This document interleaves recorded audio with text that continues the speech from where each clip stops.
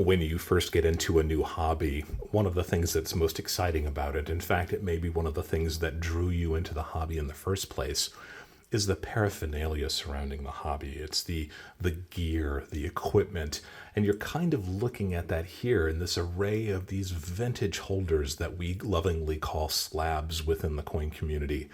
And that's what this video is about. In fact, this two-part video series is about the collectability of these older slabs and how they can add some excitement to a coin collection that I think is really unique and really interesting, and it definitely bears inspection. If this is something that you are interested in, I think you're really going to like this.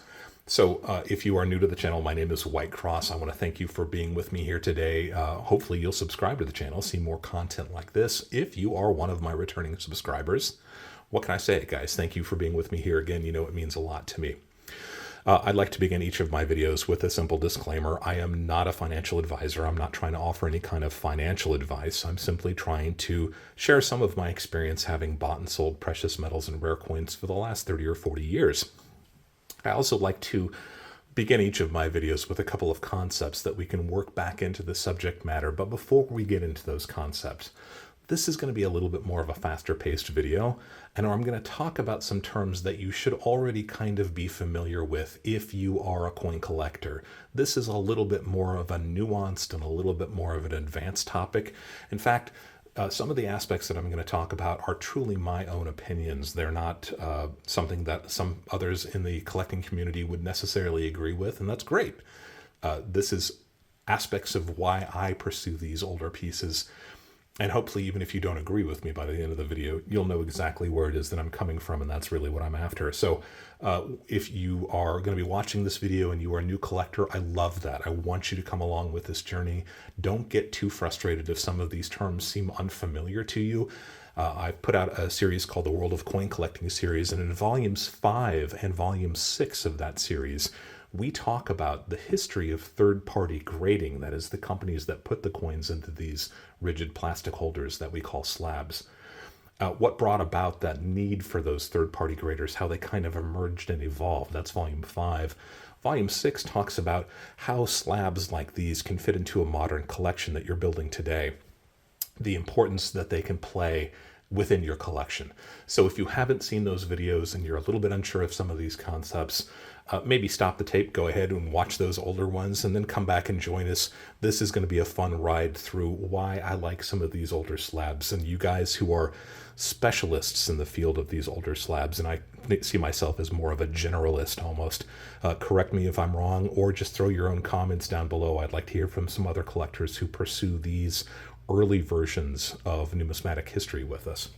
So some concepts. The slab, the plastic holder that you see here before you, it's called a slab. That's the way I'm going to refer to them. The people within the hobby call them slabs. I'm sure the third-party graders who use them call them rigid holders or something fancy, but we refer to them as slabs. Those slabs come in generations, and that's one of the other definitions that I wanted to talk about. I like to compare the generations of coin holders of these slabs with fashion or with the automobile industry. You know, if you're looking at cars, for example, you can have a make and a model of a car that looks a particular way for 1 year, and then the next year they might make minor changes to it, and the next year they'll continue with minor changes. They'll tweak it here and there, but every 5 years, 7 years, 10 years, they completely scrap that version of the car and come out with a brand new model. And they may even keep the same name, but you know it doesn't look anything like the model from last year. So that's the difference between a generation and a variety. A generation is really that entirely new model. And the third-party graders have used generations really since about the mid-1980s, when the entire idea of third-party grading really started to catch fire. There are lots of different reasons why the third-party graders would have made different generations of their holders, and they have to do with just a simple design aesthetic, the ability to break into them, maybe the counterfeiting or anti-counterfeiting devices that they wanted to add to the slabs, the difference in materials. Maybe they found something that was a better protector, a little bit more inert or less damaging to the quality of the coin, something that was a little bit more affordable for them to produce. Whatever the reason, third-party graders would put out different generations of slabs. And now that we've got history going back 40 plus years, there have been significant generations of some of the major third-party graders. Now, within those generations, there are slight tweaks, just like I talked about with the automobile industry. And those tweaks might be considered varieties or variations. You might think of software coming in version 1.2. Kind of the same idea there. So the slabs may look very, very similar within a generation, but sometimes they have variations that separate them and make them easy to identify from the next generations. And the final term I wanted to talk about is the crack out term. Cracking out is exactly what it sounds like. It's when you literally take a hammer and break open one of these slabs to get the coin within. Remember, these coins are rigid plastic cases that have been sealed. You can't open these slabs unless you actually destroy the slab. That's intentional. That's to keep the coins within protected and to keep them from being switched out with a lower grade coin or a coin that's been damaged. But there are certain reasons why someone would want to break into these slabs. We call that cracking out, and that has a lot to do with resubmitting these coins. And we're going to talk about some of the reasons why people would have done that in the past and the impact that that has on the surviving population of some of these classic slabs. So we got some definitions. We're going to discuss what makes a classic slab. Why would you bother to collect some of these? There's some pretty interesting varieties out there. I think you're really going to enjoy that. Some of the third-party graders that are still with us, those include PCGS, NGC, and Annex. They're earlier versions of slabs. We're going to talk about some of those that they have available. Part 2 of this 2-part series, we're going to take a look at some of those third-party graders that didn't survive that Wild West period of the 1980s to 1990s. And how some of those pieces can be quite collectible still, even though those companies are no longer with us. And then finally, we're going to kind of wrap this series up with a couple of conundrums. These are kind of difficult mental gymnastics that I'm going to ask for your help with. And I want you to consider exactly what I'm talking about here. Remember, I said that some of these concepts are really quite nuanced. And they include the idea of peak crackout. The surviving number of these older slabs may indicate that some of them are not worth buying. We're going to discuss that. It's almost a kind of a challenge of your mental gymnastics, your mental ability to see that. And then we're going to wrap it up with one more, which is the fact that there is a very limited marketplace for some of these. We're going to talk about why there's a limited marketplace and how that can impact them. So let's jump right in. What is a vintage slab? It really kind of depends on the collector, and it kind of depends on the company. My own opinion, for White Cross's opinion about this, I like the oldest slabs from the existing companies. There are some exceptions to that, and we'll definitely talk about it. But I like those earliest slabs. To me, those speak to me the loudest. I think those have the most interest. But there are other people who don't like those as much and would collect other generations, and that's perfectly fine too. In fact, we're going to talk about some of those generations a little bit later. It also kind of depends on the company. So the companies that were oldest have often the most generations of slabs to take a look at, and that can make a determination on how you perceive the oldest piece is what makes it a collectible piece. So it depends on the collector, it depends on the company. Why would you collect these older slabs?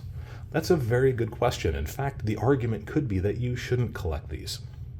The newest generations of slabs, theoretically, have the most restrictive grades on them. They are made from the highest quality materials that can be sourced. There are arguments to be made for not collecting these, but I would argue that the reasons to collect them greatly outweigh them. The first one is that early graders were sometimes quite conservative with their grades. Now, there's a little bit of controversy to this, and there's a little bit of nuance to this as well. Not every company had conservative graders. Not every coin that was graded by every company was a conservatively graded coin. But that really matters quite a bit, and we're going to talk about that in detail a little bit later. The surface of the coins have a very delicate original surface, something that our true collectors really, really harp on. I try not to harp on it too much, but it's true. coins develop a very, very delicate surface, and that surface can easily be damaged and changed over time. Sometimes those changes can be positive. If a coin attractively tones over time, you might consider that to be a positive change. But if the materials that were made in an older slab somehow interact with the coin that make it tone unattractively, mottled toning, darker toning, or even worse, if there's some kind of a compound within the slab that causes an adverse change to the surface of the coin, that can definitely be a negative. But the other side of that coin is that if you've got a coin that has been within a slab for 15, 20, 30 years now, and you like the surfaces of that coin the way it is, there's a good chance that that slab that has been mated with that coin for a quarter of a century or more is going to continue to protect the coin in the same way that it has. And you don't always know that about a coin that has been recently placed in a slab because, especially if it's an older coin, if somehow that coin has been treated chemically or with some other mechanical way, those changes may not appear immediately. Those are the kinds of things that might appear over time very slowly. If you've got an older coin and an older slab, then at least you've got years or even decades that you know that this coin is safe and stable within the environment that it is in. I think that is a really, really big reason to collect these.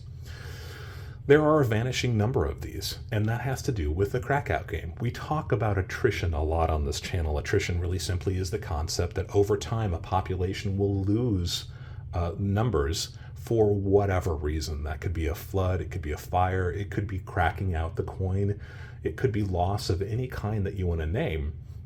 There are fewer and fewer and fewer of these pieces. There was a finite population to begin with.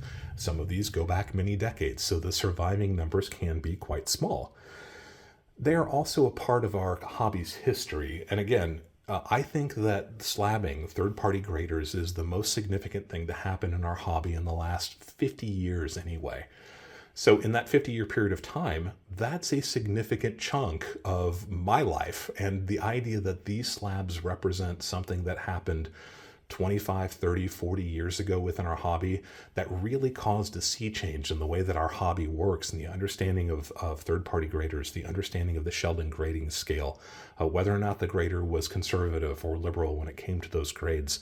That's all part of our hobby's history. Now it goes back many decades, and I think that is a really, really important reason to consider these older slabs. And that goes hand in hand with kind of the final reason. And that's beside the fact that some of these just look really cool, right? And that is that we're collectors. The reason I'm making this video, the reason you're watching this video is because we like to collect things. And if you have the option of collecting a modern coin in a modern slab, this is an example of a pretty new NGC slab, or if you can get a coin that is in a vintage slab going back decades, there's just something a little bit more interesting about that. It adds something to that collection. It adds something to those pieces within your collection. That interest, that whole idea that we are collectors at heart. I am definitely a collector at heart. So why would I want something that had been placed in a holder 2 weeks ago when I can have something that was placed in a holder 40 years ago? That's that collectability. That's the final reason. And that's kind of like the overarching reason why I like these older slabs. Why would we collect them? Let's talk a little bit about some of the third-party graders, the top-tier third-party graders. These are the guys that made it out of that Wild West period, that were really there at the very beginning and continue to produce slabs today. Let's start with PCGS. Probably my favorite third-party grader. Arguably, PCGS and NGC go back and forth in my mind, and they probably do in your mind too. PCGS's earliest generation of slab, there's that word again. Lots of fun names in this part of our hobby, this whole classic slab part of our hobby. You know what these are called, right? These are called rattlers. That's how we lovingly refer to these within the hobby. Why do we call them rattlers? The coins actually rattle inside of them. In fact, that may be one of the reasons why PCGS eventually abandoned this generation of slab for some of the other modern generations of slabs where the coins don't move around so much. I like these rattlers. Generation 1, February of 1986 through Generation 1.2 in 1989. So only about a 3-year period of time. And now it goes back 30-something years. These are pretty vintage slabs at this point. I like the fact that This generation of PCGS slab really showed off the coin rather than showing off the holder. That's what makes these so cool in my mind. This is one of the reasons why I like rattlers the most. They're also significantly smaller than a modern PCGS slab. This is still an OGH, so this is not that new, but you can see just how much smaller the rattler was. And when it comes to thickness, also, the rattler is significantly thinner than the OGH and the modern iterations, the modern generations of PCGS slabs. 1989, the end of those. Then we move on to kind of a transitional piece, and it's kind of fun that I just showed the difference between the rattler slab and the OGH, the original green holder, or the older green holder, depends on who you're talking to. But you can see that PCGS wanted to change generations. They wanted to go with something that was a little bit heftier, a little bit thicker, maybe a little bit less prone to breakage, to cracking out. And for whatever reason, they went with the OGH style of holder. But between the two, they came up with a holder that didn't have this green label, but instead it had a label that almost looked like lace. And that holder is called a doily holder. Doily holders, really, really exceptional vintage holder. They were only available between September and October of 1989. So only for a very brief period of time. I like to think that the kind of the lace look background of that label is probably some kind of an anti-counterfeiting device that PCGS was trying to incorporate. For whatever reason, it didn't stick. They stopped using it and switched very, very quickly to the OGH style of holder there. So there are very few of these doily holders out there. And this is one of the interesting things about this part of our hobby, this collecting of classic slabs, is that sometimes it's not even the coin that you're buying, it's the slab. If you can find a nice coin in a doily holder for a reasonable price, snap it up. I don't have a doily holder. I've always wanted one. If you've got one out there, or a handful of them out there, I'm very jealous. They are just a really cool, very, very brief glimpse into what PCGS was doing for a very short period of time. So there are not very many of these doily holders out there. Now, I need to caution with the doily holders, because PCGS understood that these had become collectible and they reissued them in 2017. I believe that's the date.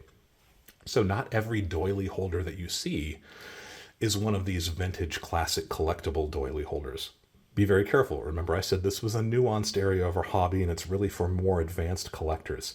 But if you can find one of these original doily holders, and it's a bit of a tongue twister, snap it up. That's a cool thing to have. And one other type of PCGS holder that I wanted to talk about, besides let's go into the OGH just for a little bit. OGH Generation 3.1 is what they're called. Again, I talk about these in the 2023 Gold Year-End Wrap-Up video. I talk about this coin in particular. Take a look at it if you haven't seen it yet. 1993 to 1998.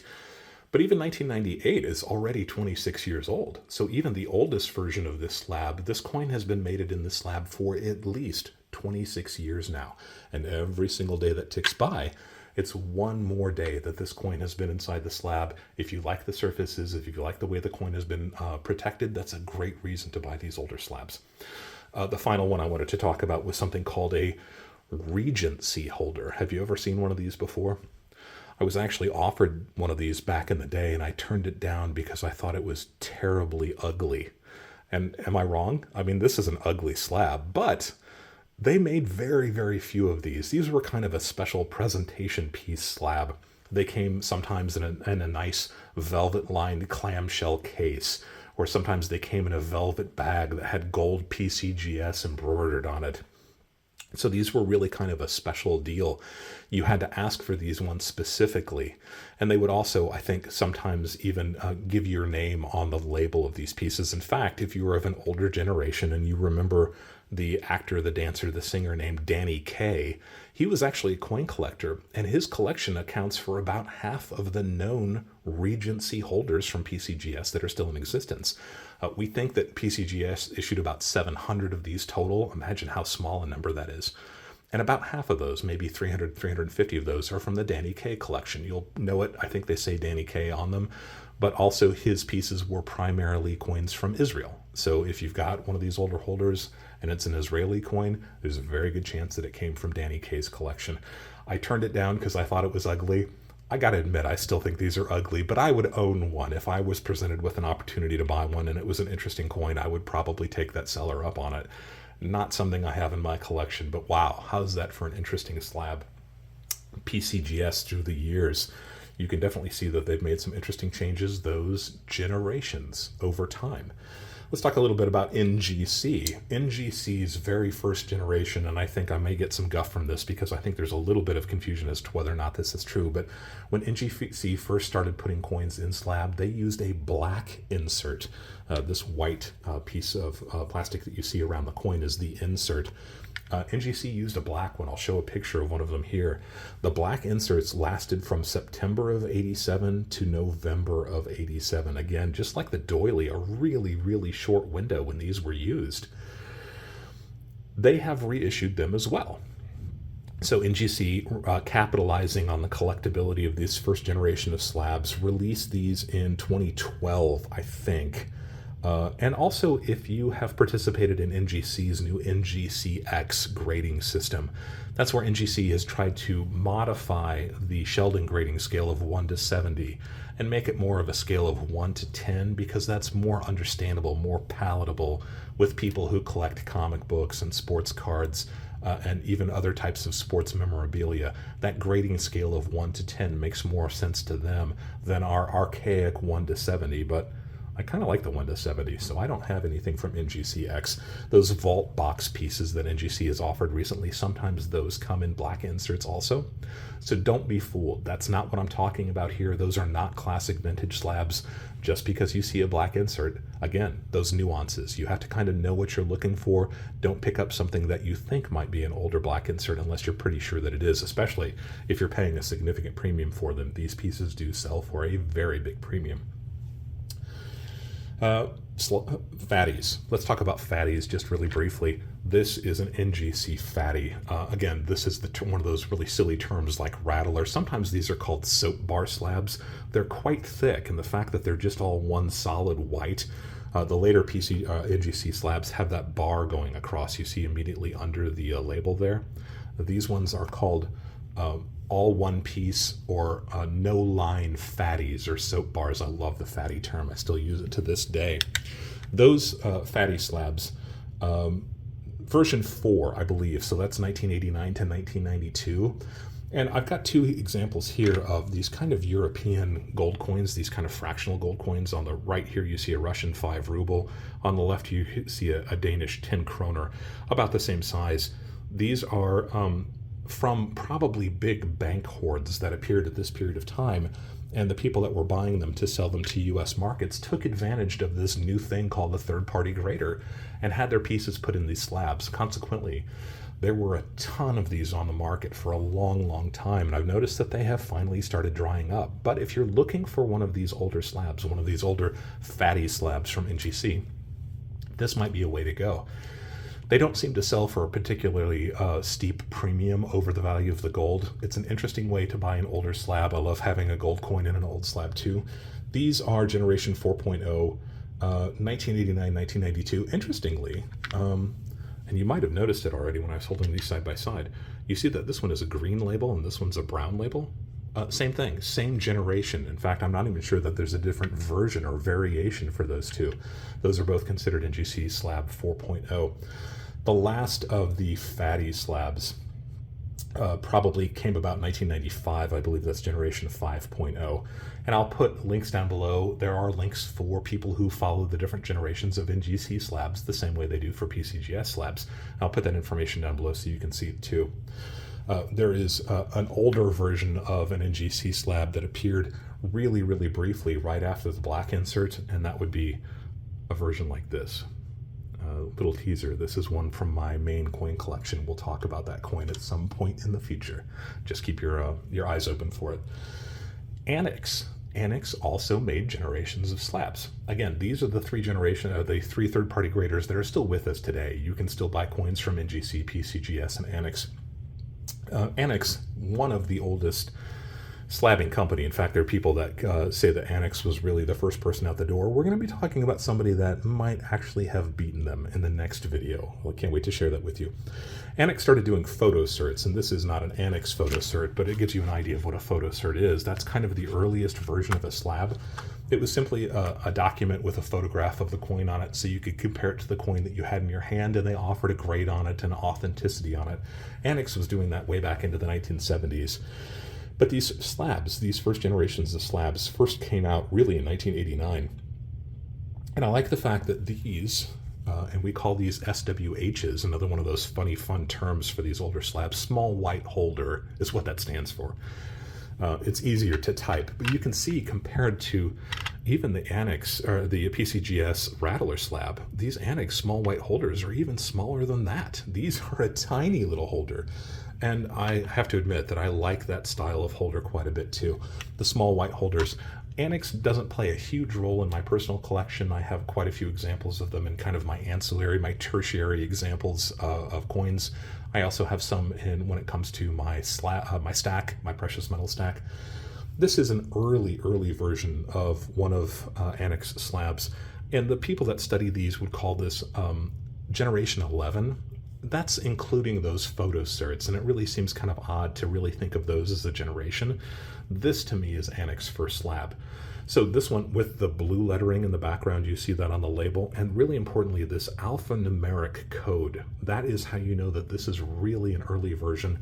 There are other tells also. This PNG hologram, the gold hologram there on the back, lets us know that this is a very early version of their slab. Compare it to a little bit of a later version of the slab, and people confuse these, and they really shouldn't. There is a significant difference between the value of these really early versions that you see here on the left and the later version on the right. The left version, again, 1989 to 1990. This version was made a lot later than that. 1990, Annex was sold to Amos Press, who continued to make these for many, many years afterwards. So this was really just for a very short period of time. These ones made for considerably longer. You can see that this one has a barcode on it, and it's just a numeric code for it. It doesn't have the alphabet here, the two letters from the alphabet. The label has a green background rather than a blue, and the holograms on the back significantly different also. So nothing wrong with this later version. It's just that sometimes people confuse the two. This is really the earlier version of the small white holder, the one that I feel probably has the most collector value. So some examples. We talked about what is a vintage slab, and it really depends on the collector, depends on the maker. Why would you collect them? Really briefly, early graders tended to be conservative. The coin surfaces, you can tell whether or not it's interacting with the slab. That's a big reason. The vanishing number of these due to crackouts and other forms of attrition. They are part of our hobby's history going back now almost 50 years, believe it or not. And the fact that we're collectors at heart. So if you want something that adds a little extra is something I've talked about often on this channel also, adds a little bit of extra, given your choice between two pieces, same year, same grade, same surfaces. One of them is in a coin holder that goes back 40 years, and the other one was in a holder that was made yesterday. I like those ones that are older. They have a little bit of extra oomph to them, and they add that little thing that can't be really quantified to your collection. I think that's really neat. Top third-party graders, PCGS, NGC, and Annex. We talked about all the different fun varieties of their early holders, those fatties, those rattlers, those small white holders. Lots of fun terms involved. The next video in this series, we're going to talk about some of those third-party graders who didn't survive and why their holders can be interesting and challenging to find as well. We're going to talk about, again, those conundrums. Have we already reached peak crackout, and is there a reason to avoid these early holders? And then finally, we'll talk about the limited marketability of some of these and why that can bite you in the butt if you're not paying attention to it. The collectability of older slabs, Volume 1. Let me know your thoughts down below. I'd love to hear some comments, especially you guys who really seek these older slabs. I'd love to have your consensus. I'd love to hear what you're thinking about these pieces. If you've got questions about anything that we've talked about here today, by all means, leave a question down below, and I'll try to answer it if I can. If there are other topics you'd like to see me make a video about, or if you have specific questions that may warrant a video, don't be afraid to mention that also, because as I like to say, if you've got that question, there's a really good chance that somebody else has that question also. I'd love to be able to address that for the entire community. Maybe we can solve some mysteries together. And if you haven't subscribed to the channel, go ahead and like and subscribe. Liking the videos appeals to the algorithms of YouTube and puts this information in front of other people who share the same interests that you do. And of course, if you subscribe to the channel, that just makes my subscriber base bigger. And I love that also. I love to grow this community. I think it's a lot of fun. And as always, thank you for allowing me to be a part of your journey as you go deeper into the world of coins and physical precious metals.